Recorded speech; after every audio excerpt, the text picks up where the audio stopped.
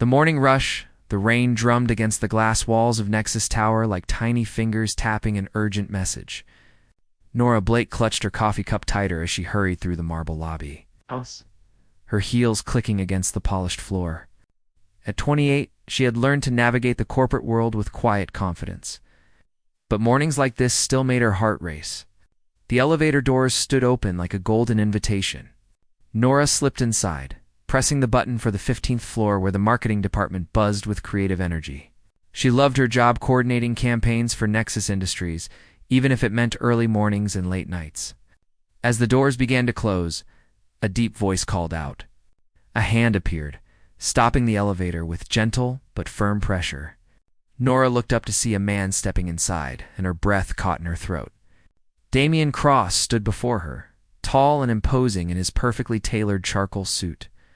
His dark hair was slightly tousled from the rain, and his steel-gray eyes held an intensity that made her stomach flutter. Everyone at Nexus Industries knew their CEO by sight, but Nora had never been this close to him before. The moment everything changed, Damien nodded politely as he entered, pressing the button for the top floor. The elevator began its smooth ascent, and Nora found herself stealing glances at his reflection in the polished steel doors. There was something magnetic about his presence, a quiet power that filled the small space. "Rough morning," he said suddenly, his voice warm and surprisingly casual. Nora blinked, realizing he was looking at her rain-dampened coat. "Oh yes. I forgot my umbrella." She felt heat creep up her neck. The weather report said sunny skies. A small smile tugged at the corner of his mouth.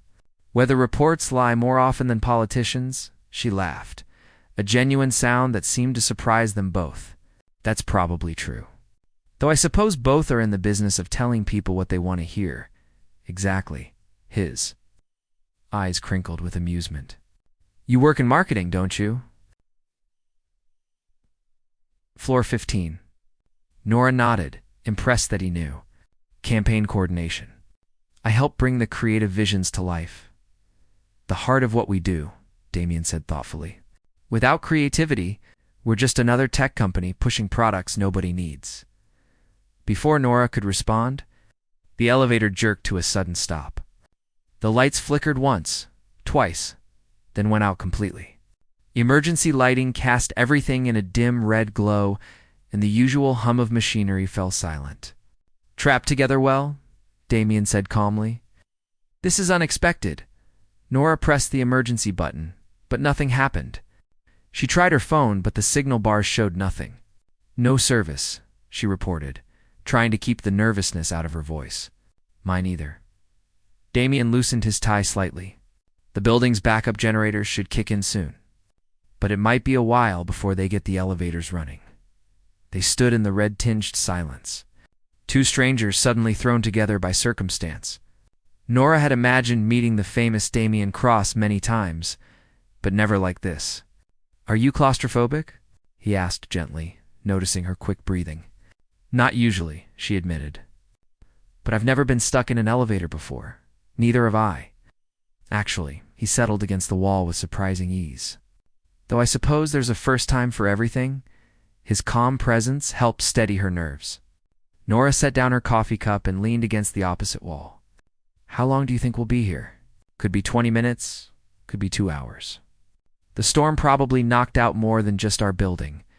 Damien studied her face in the emergency lighting. "What's your name?" "I know we haven't been properly introduced. Nora Blake. I've been with the company for 3 years. 3 years. And this is the first time we've spoken." He shook his head. "That's a failure on my part. I should know my team better." "You have 1,200 employees," Nora pointed out. "That's a lot of names to remember, but not a lot of excuses for staying isolated in the executive suite." There was something vulnerable in his admission. "Tell me about yourself, Nora Blake. What brought you to Nexus?" Opening hearts as minutes turned into an hour, their conversation flowed like water, finding its natural course.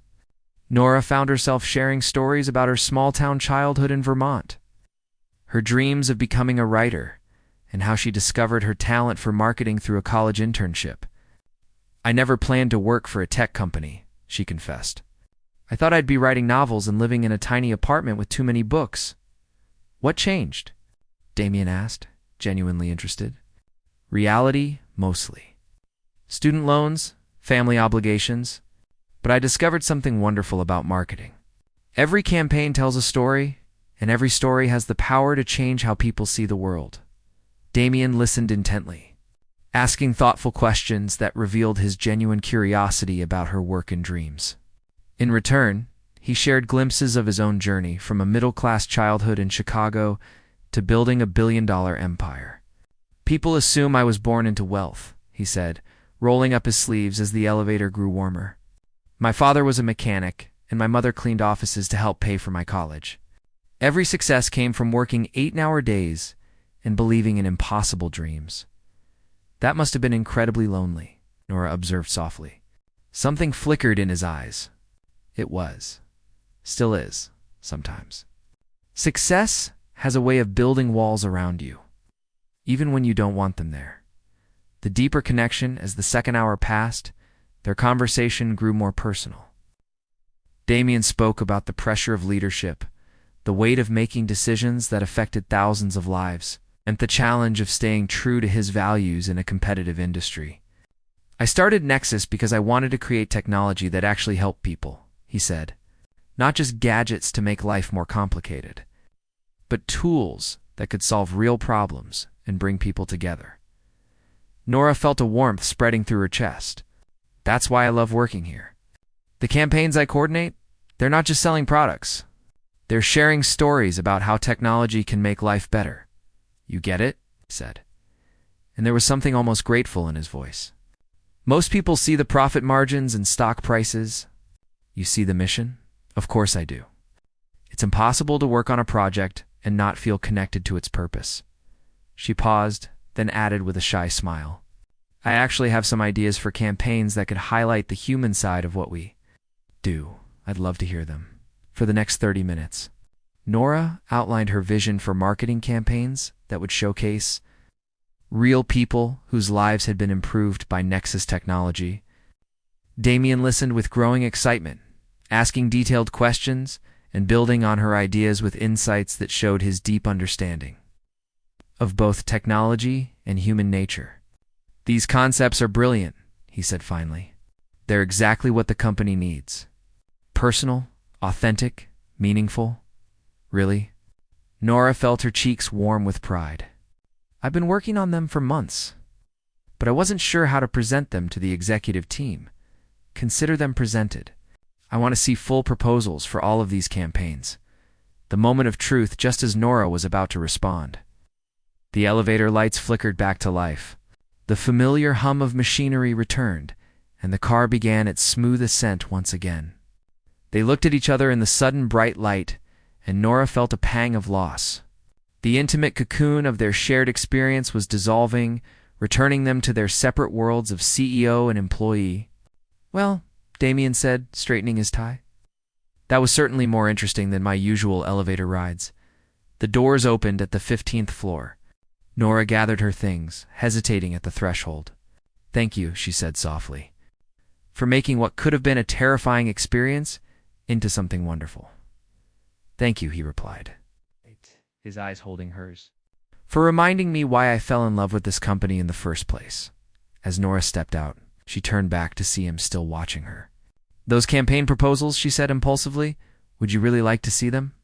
I'll have my assistant set up a meeting, he promised.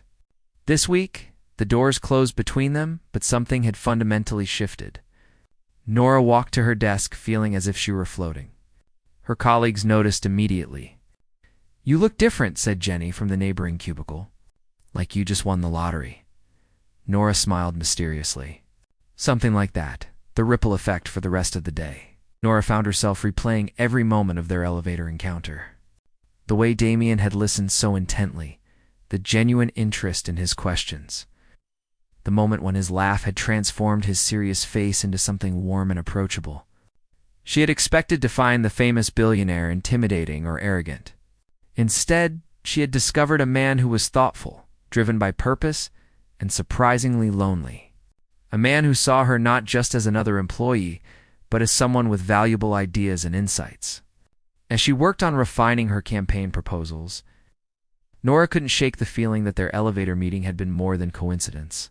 It felt like the beginning of something important, something that could change both their lives in ways they couldn't yet imagine. High above in his executive office, Damien found himself thinking about Nora Blake throughout the day. Her passion for meaningful work, her creative vision, and the way she had looked at him not with awe or calculation, but with genuine human connection. For the first time in years, he was looking forward to a business meeting for reasons that had nothing to do with profit margins or market share. He was looking forward to seeing those bright eyes light up as she shared her ideas, to hearing that musical laugh again. The elevator had been stuck for 2 hours, but something told him the real journey was just beginning. The morning after Nora arrived at work the next day, 30 minutes. Early, her heart racing with anticipation.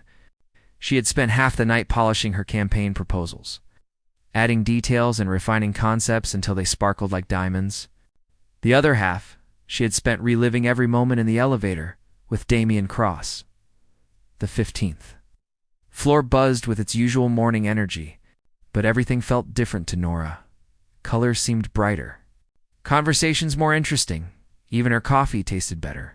She settled at her desk and opened her laptop, trying to focus on her regular tasks, while secretly hoping for word about that promised meeting. At exactly 10 o'clock, her phone rang. "Miss Blake, this is Catherine Wells, Mr. Cross's executive assistant. Mr. Cross would like to schedule a meeting to review your campaign proposals. Would tomorrow at 2 o'clock work for you?" Nora's hands trembled slightly as she checked her calendar. "Yes, that would be perfect." "Wonderful. The meeting will be in conference room A on the 32nd floor. Please bring printed copies of your proposals." After hanging up, Nora sat back in her chair, trying to process the reality that she would be presenting directly to the CEO. Jenny peeked over the cubicle wall with curious eyes. "Was that the executive floor?" "You look like you've seen a ghost," something like that, Nora murmured.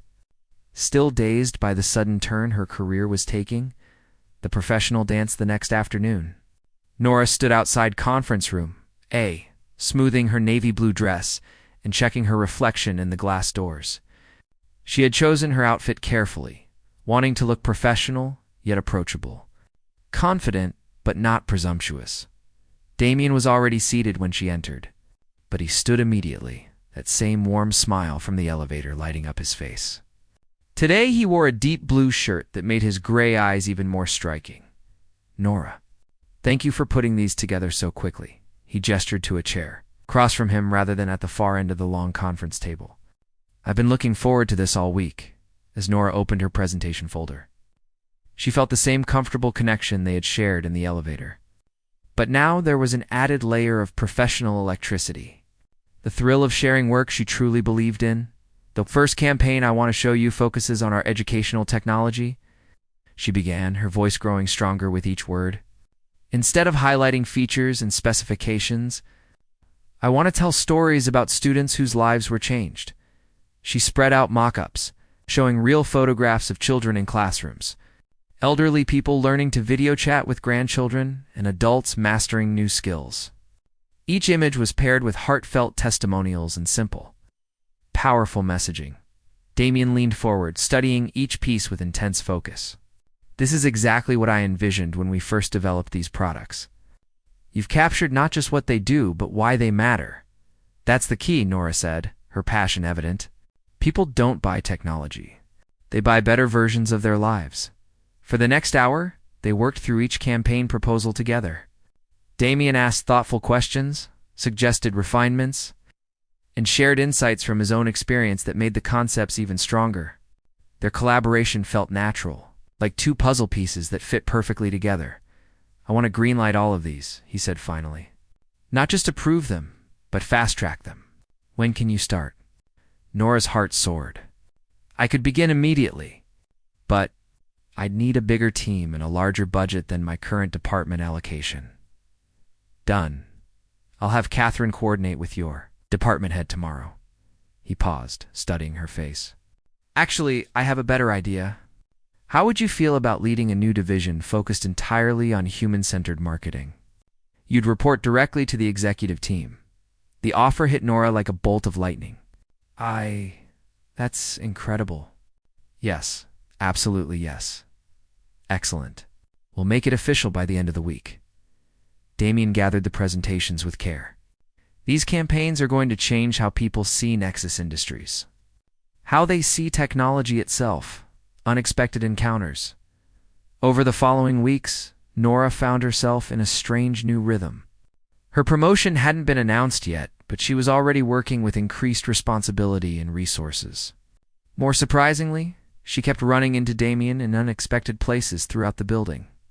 On Tuesday, she discovered him in the cafeteria during lunch, sitting alone with a sandwich and a stack of reports.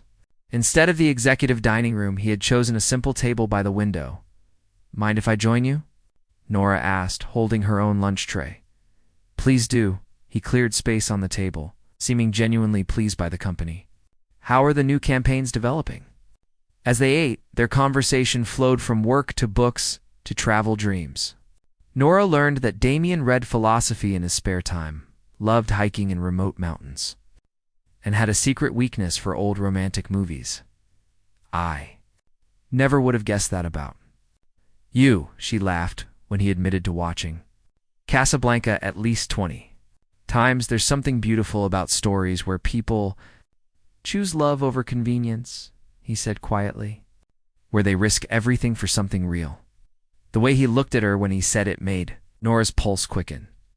On Thursday, she found him in the company library after hours, sitting in a comfortable chair surrounded by books about innovative marketing strategies.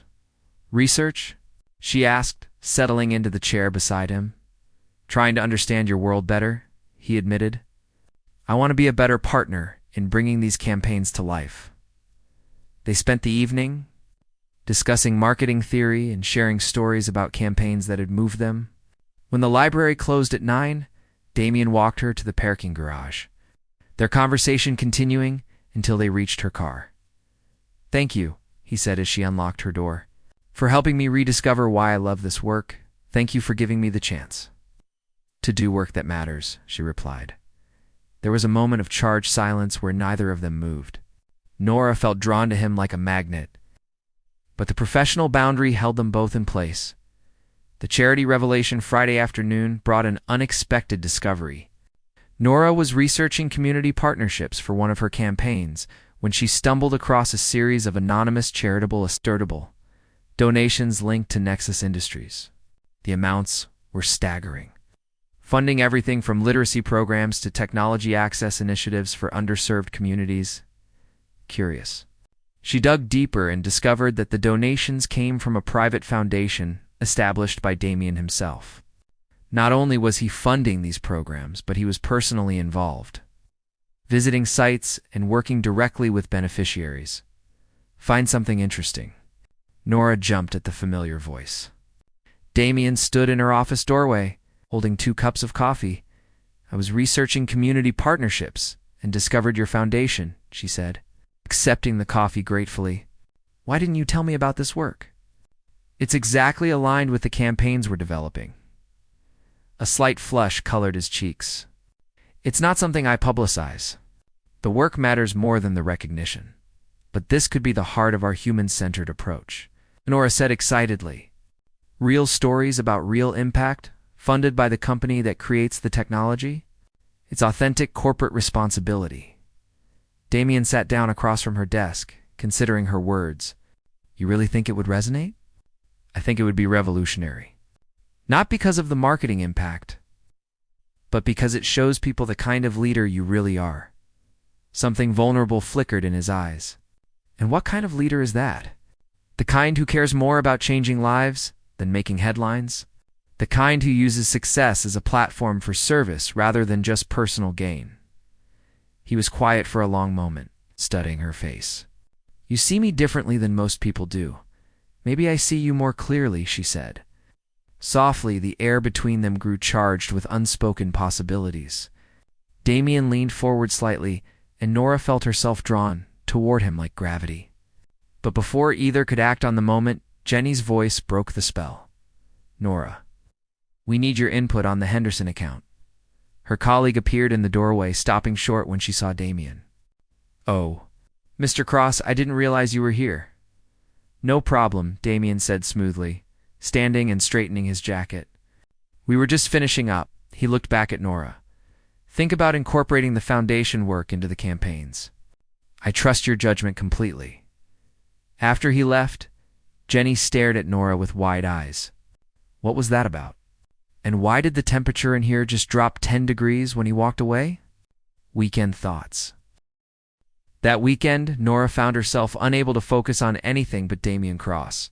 She walked through Central Park, sat in her favorite coffee shop, and tried to read. But her mind kept drifting back to their conversations, his unexpected depth, and the growing connection that seemed to strengthen with every interaction. She was falling for him.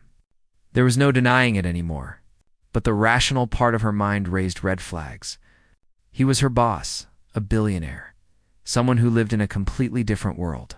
What could he possibly see in a marketing coordinator from Vermont? Yet every interaction suggested he felt the same pull she did.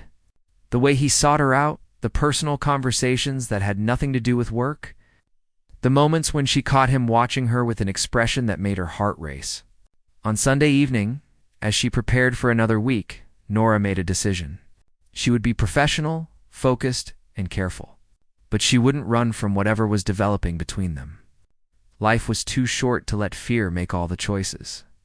Meanwhile, in his penthouse apartment overlooking the city, Damien stood at his floor-to-ceiling windows, thinking about the woman who had walked into his life and changed everything. He had built an empire, accumulated wealth beyond imagination, and earned respect throughout his industry. But none of it had made him feel as alive as a simple conversation with Nora Blake, he thought. About her passion for meaningful work, her genuine care for the people affected by their campaigns, and the way she looked at him, as if she saw straight through to his heart. For the first time in years, he found himself imagining a future that included more than just business success. The question was whether he had the courage to risk everything he had built for something real. The whispers. Begin Monday morning brought an unwelcome surprise. As Nora walked through the office, she noticed clusters of colleagues speaking in hushed tones, their conversations stopping abruptly when she approached. By lunch, the whispers had grown loud enough to reach her ears. I heard she's been having private meetings with Cross for weeks. Someone. I saw them together in the cafeteria. They looked pretty cozy. You know what they say about women who get sudden promotions? The implications stung more than Nora had expected. She had worked hard for 3 years, proving herself through countless successful projects and innovative ideas. The suggestion that her advancement was based on anything other than merit felt like a slap in the face. Jenny approached her desk with a concerned expression. Nora, you need to know what people are saying. I already know, Nora replied quietly, not looking up from her computer screen. It's not fair. Anyone who knows your work understands this promotion is completely deserved. But not everyone knows my work, Nora said, the weight of the situation settling on her shoulders. They only see the headlines. Small-town girl gets close to billionaire CEO and suddenly advances her career. The rest of the day dragged by under cloud of sideways glances and whispered conversations.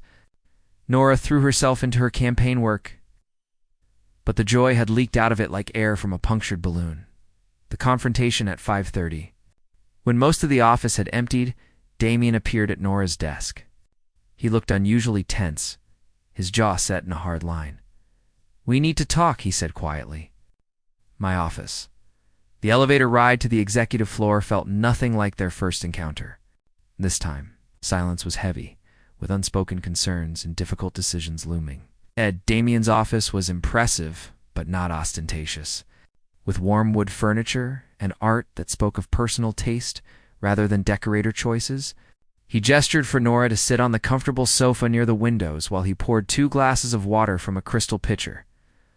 I've been hearing rumors, he began, settling across from her. About us. About your promotion? Nora's heart sank. I was hoping you wouldn't have to deal with that, Nora. Look at me. His voice was gentle but firm. I want you to know that your promotion was based entirely on merit. Your ideas are brilliant. Your work ethic is exceptional. And your vision for human-centered marketing is exactly what this company needs. I know that, she said softly. But it doesn't matter what I know. It matters what they believe. Damien moved to sit beside her on the sofa. It's close enough that she could smell his cologne and see the genuine concern in his eyes. What can I do to fix this? I don't think you can, Nora admitted. The damage is done. Every success I have from now on will be questioned. Every campaign approval, every resource allocation, every opportunity will be seen through the lens of these rumors. They sat in silence for several moments, the weight of the situation pressing down on both of them. Finally, Damien spoke. There's something I need to tell you, he said, his voice barely above a whisper. The rumors aren't entirely wrong, Nora's breath caught. What do you mean? I mean that my feelings for you go far beyond professional admiration. He turned to face her fully. I've been fighting it for weeks, trying to maintain appropriate boundaries, but I can't pretend anymore. You've become the most important part of my day, the reason I look forward to coming to work, the person I think about when I should be thinking about quarterly reports. Her heart hammered against her ribs.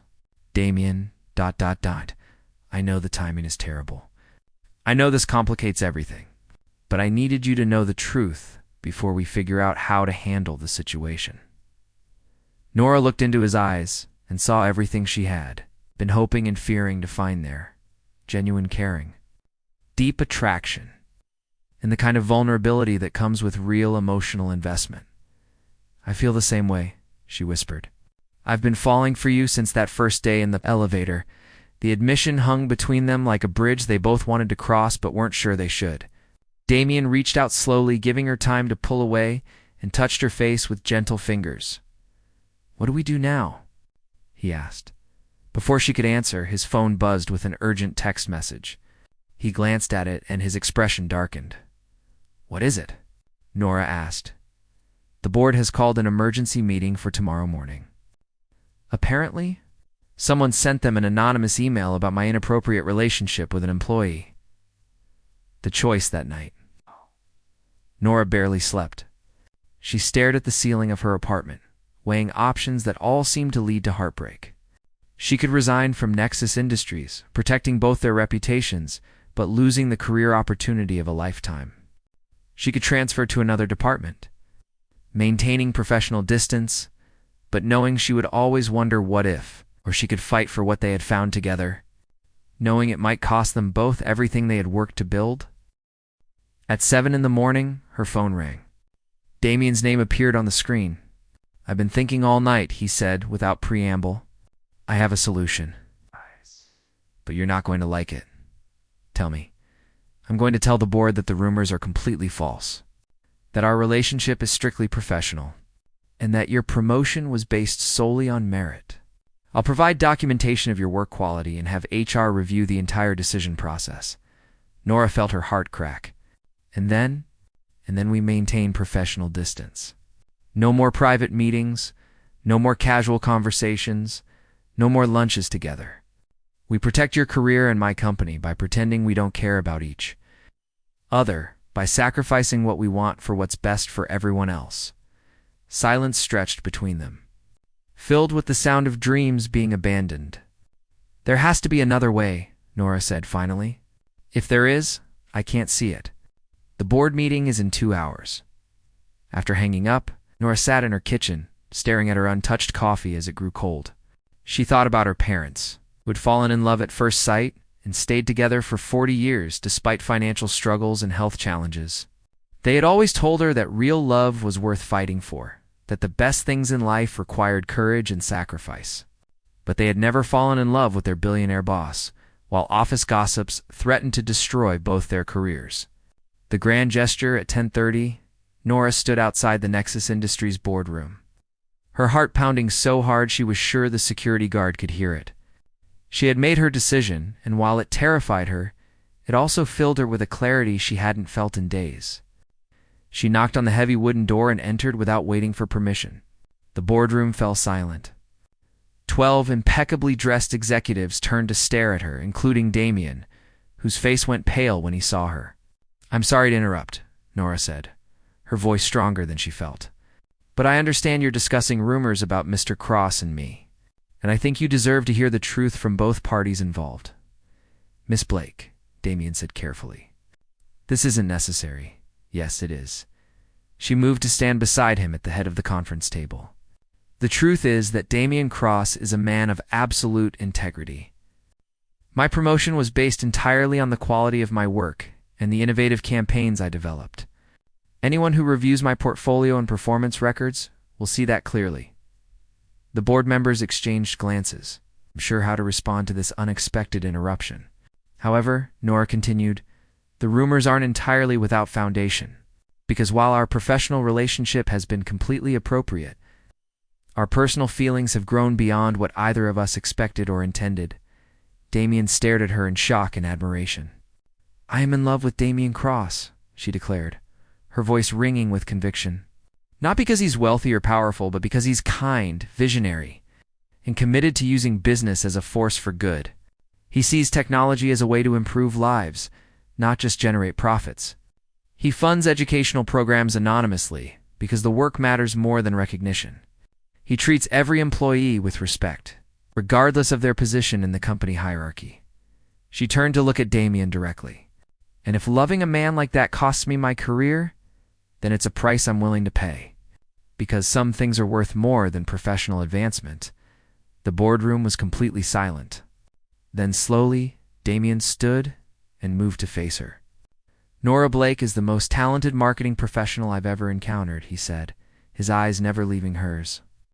Her campaigns will revolutionize how this industry connects with consumers. But more than that, she's taught me to remember why I started this company in the first place. She's made me a better leader and a better man. He took her hands in his, oblivious to the 12 pairs of eyes watching their every move.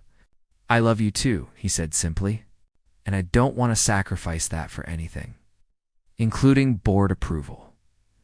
Love wins, the oldest board member, a silver-haired woman named Margaret Chin, cleared her throat. This is highly irregular, she said sternly. Nora's heart sank, but then Margaret smiled. It's also the most genuine thing I've witnessed in a boardroom in 30 years. She looked around the table. Anyone who questions Miss Blake's qualifications hasn't been paying attention to our marketing results since she started leading campaigns. Our customer engagement is up 40%. Brand loyalty has reached an all-time high. Other board members began nodding agreement. The question isn't whether their relationship affects her work quality, said another member. The question is whether we're adult enough to handle a workplace romance. Between two consenting professionals, I propose we establish clear policies for relationships between executives. And their direct reports, Margaret suggested. Miss Blake can report to the marketing VP instead of directly to Damien. Maintaining professional boundaries while allowing personal freedom, the vote was unanimous in favor. The perfect ending, 6 months later. Nora stood in the same elevator where everything had begun, but this time she wasn't alone, and she wasn't nervous. Damien's arms were wrapped around her from behind as they watched the floors count up to the penthouse restaurant where they were having dinner to celebrate the success of her latest campaign. Any regrets? He asked, pressing a gentle kiss to her temple. Nora leaned back against his chest, feeling the steady beat of his heart. Only one? What's that? I wish that elevator had gotten stuck for longer. We could have figured this out sooner, he laughed, the sound rich and warm in the small space. We figured it out exactly when we were supposed to. The doors opened too. Reveal a restaurant decorated with soft lights and fresh flowers. But more importantly, it revealed a future full of possibilities, built on a foundation of mutual respect, shared dreams, and love that had been strong enough to overcome every obstacle. As they walked hand in hand toward their table, Nora realized that sometimes the best stories begin with the most unexpected encounters. And sometimes, if you're brave enough to fight for love, it really does conquer all. The elevator had brought them together by chance, but love had made them choose to stay together by choice. And in a world where genuine connection was rare, they had found something precious enough to risk everything for. Their story was just beginning, but already they knew it would be one worth telling for years to come. Because the best love stories aren't about perfect people finding each other. They're about imperfect people who decide that what they have together is worth fighting for, no matter what obstacles stand in their way. In the end, love had conquered all. And for Nora and Damien, that was exactly as it should be.